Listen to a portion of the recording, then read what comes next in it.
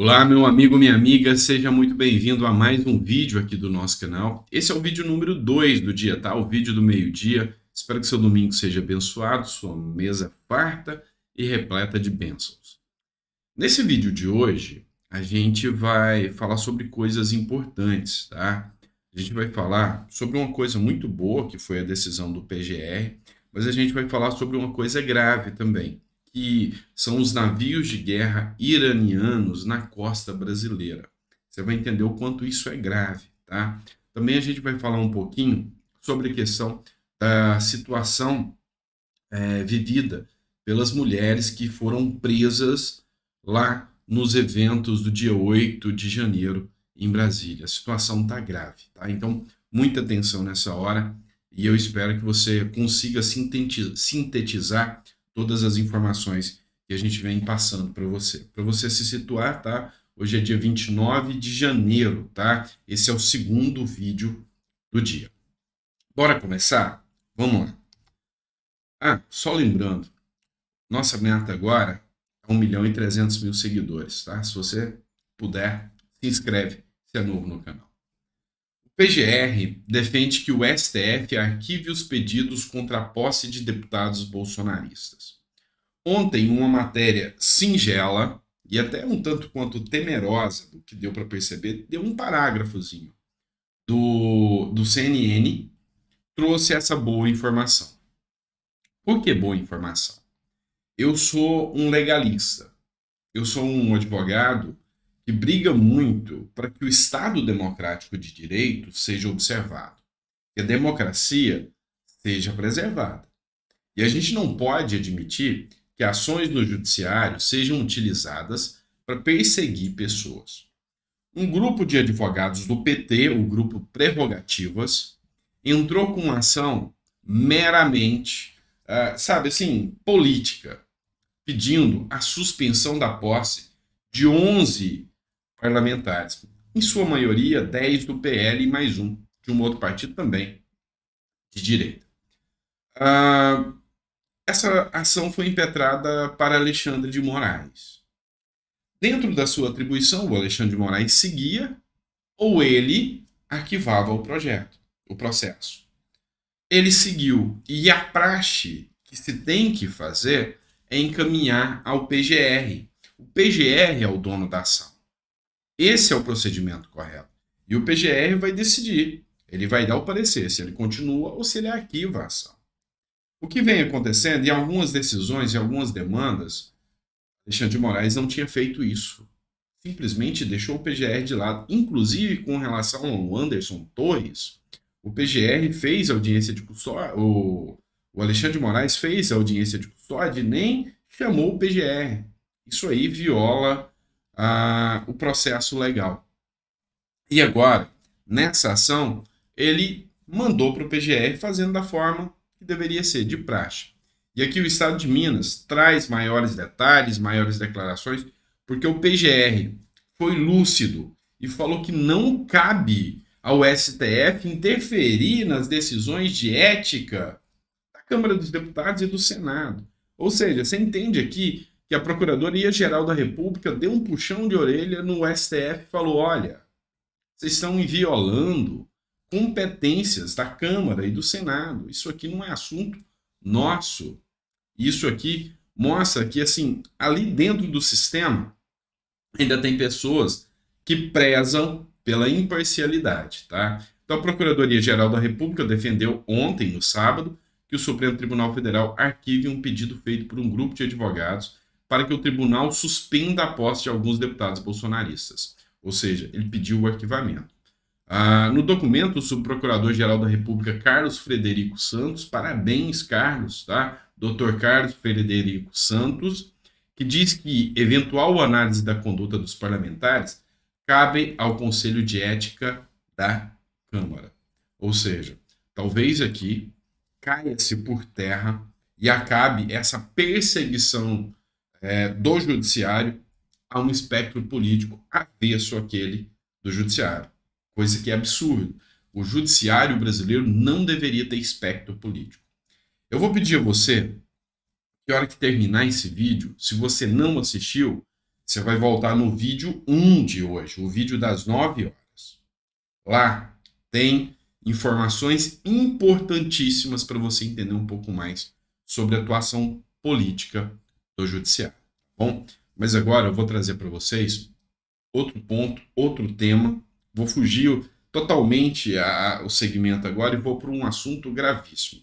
Nós vamos falar dos navios iranianos no Brasil. Presta atenção no que eu tenho que trazer para você. Essa matéria que eu trago para você agora é da revista Veja, de dezembro, quando Lula teve uma reunião com embaixadores iranianos. Hoje, o Irã sofre críticas devido ao seu estado fundamentalista e de ditadores. Tá? Então, assim, as violações aos direitos humanos lá, ecloam do chão. É grave.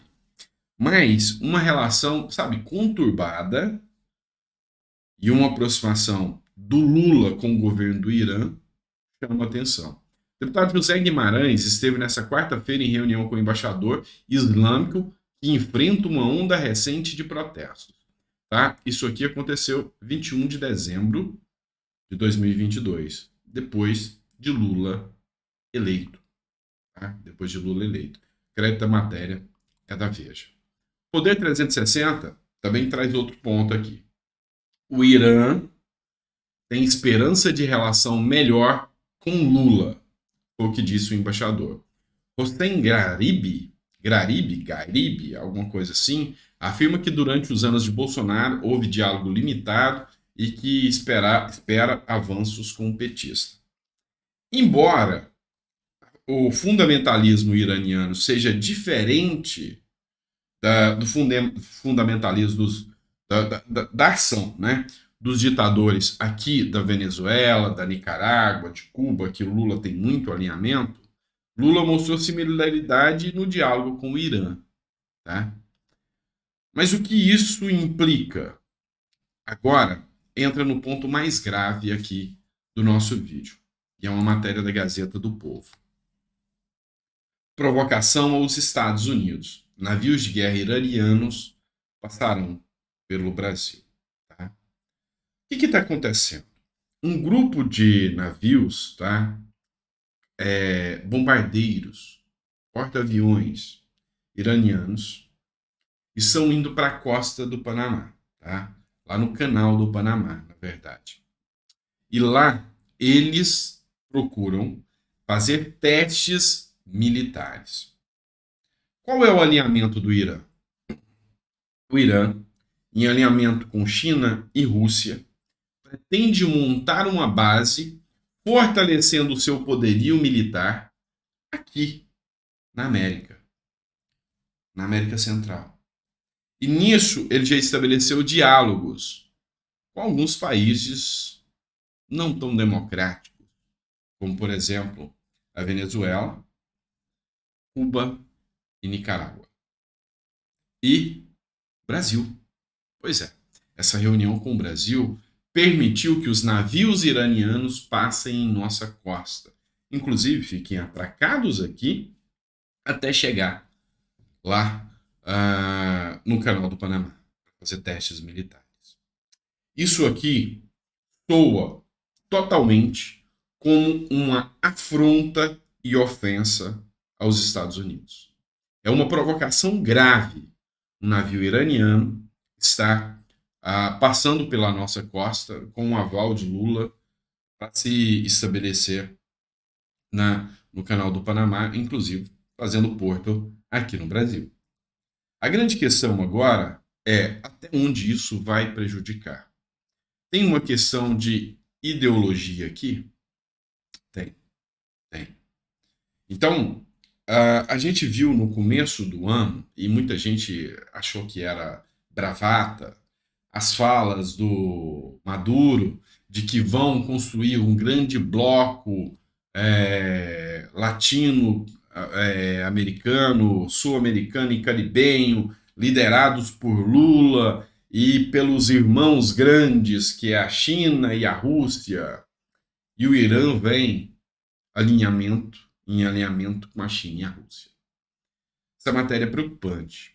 Ontem, ainda tá meio nebuloso, mas eu vi algumas matérias, só que eu não posso confirmar se são verdadeiras, de ataques de drones no Irã.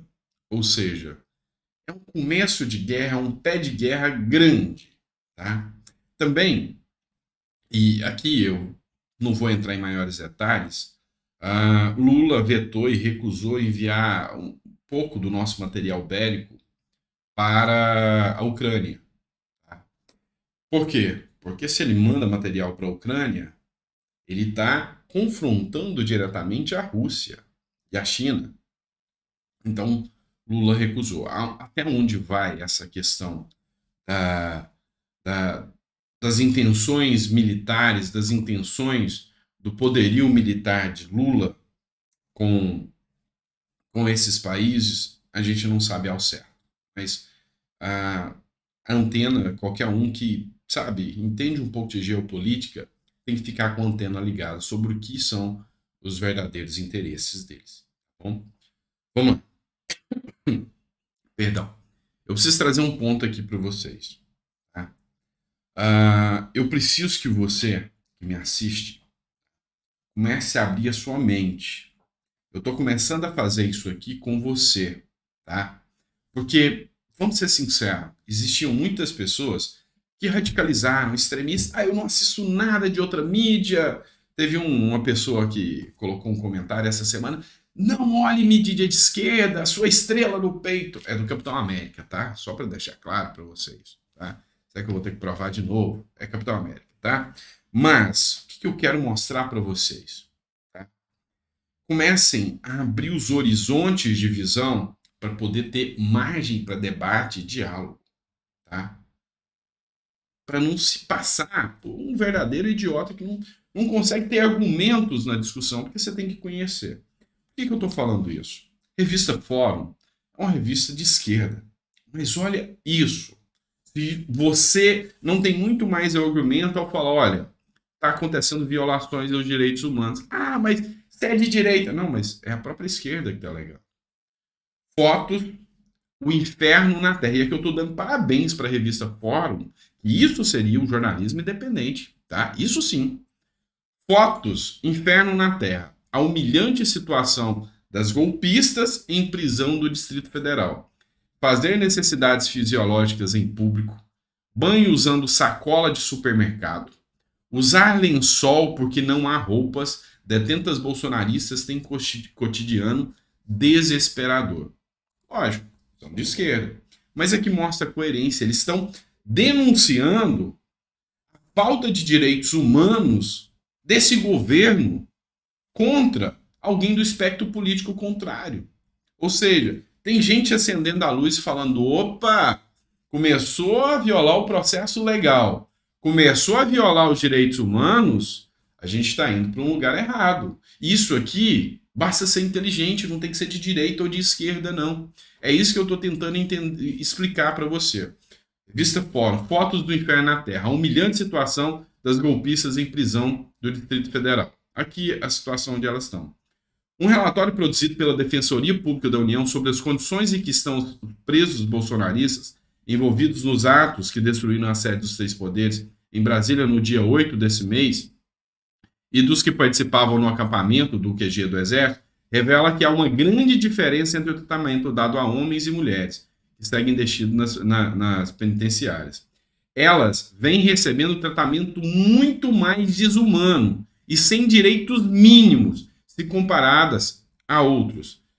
Um exemplo básico, apenas para ilustrar, é o fato dos homens ter sido permitidos continuar com suas roupas pretas ou camufladas, usadas já até antes de serem presas, enquanto elas foram obrigadas a usar uniforme e sequer foi permitido que seguissem na posse de seus sutiãs. O problema piora porque, segundo os relatos, apenas uma muda de roupa foi entregue às detentas. Por conta do calor, é preciso lavar as peças com frequência, que as obriga a ficarem boa parte do tempo enroladas em lençóis, por não terem o que vestir. A situação foi comprovada porque ocorria várias das presas durante visitas dos defensores públicos à União, a chamada Colmeia, a unidade prisional feminina do Complexo da Papuda. Itens pessoais como carteira, dinheiro, alianças, brincos foram permitidos aos homens que foram acompanhados à prisão. Mas o mesmo não ocorre com as mulheres, que seguem apenas com a roupa do corpo fornecida pela administração penitenciária. Para piorar, na hora de tomarem banho, as detentas precisam usar sacolas plásticas como de supermercados para poderem se higienizar, enchendo-as com água da torneira da cela. Outra situação humilhante que são submetidas é quanto ao banheiro. O vaso sanitário fica totalmente exposto, numa área que dá acesso a um corredor, o que obriga as bolsonaristas a realizarem suas necessidades fisiológicas em público na frente das companheiras de cela e de outras pessoas que passem pela área de circulação contígua ao cárcere. É isso que eu estou falando para vocês. Talvez vocês tenham que entender que eu não vi essa matéria em muitos jornais de direita. Talvez é necessário vocês entenderem que vocês têm que abrir a mente para analisar os fatos e ver o quanto este governo está cometendo violações dos direitos humanos ao ponto da própria mídia de esquerda trazer isso de pronto para vocês. É grave a situação em que nós estamos passando, violações dos direitos humanos, violações da liberdade de expressão, violações do devido processo legal. Esse é o Brasil que se apresenta. Esse é o Brasil que se apresenta no primeiro mês do governo. E é esse o ponto de críticas que nós, cidadãos sensatos, e aqui eu não estou falando de direita ou de esquerda, cidadãos sensatos têm que começar a observar, tá? Falou-se tanto, acusou-se tanto o Bolsonaro, o bolsonarismo, mas agora a esquerda vê que, mudou as regras do jogo, mas a gente vê que aqui tem violações e graves dos direitos humanos. Tá bom? Se ficou até o final do vídeo, coloca no comentário o que você concorda e o que você discorda de mim. Democracia é isso. E eu, como uma pessoa que preza pela democracia, eu quero o seu argumento, desde que você não concorde de mim, mas sério, com educação, como eu sempre faço aqui com vocês, tá? Mas se também está gostando, o elogio é bom, eu sempre falo isso. Ainda mais no domingo, né, a hora do almoço, eu aqui com vocês. Mas a grande questão é essa. Vamos abrir a mente um pouco, tá? Vamos abrir a mente. Depois eu vou trazer uma matéria para vocês que fala exatamente sobre isso. Mas vai ficar para a próxima. Esse vídeo passou em muito do tamanho convencional que eu costumo colocar para vocês. Mas é porque o assunto era grave. Um abraço, fica com Deus e até o próximo vídeo.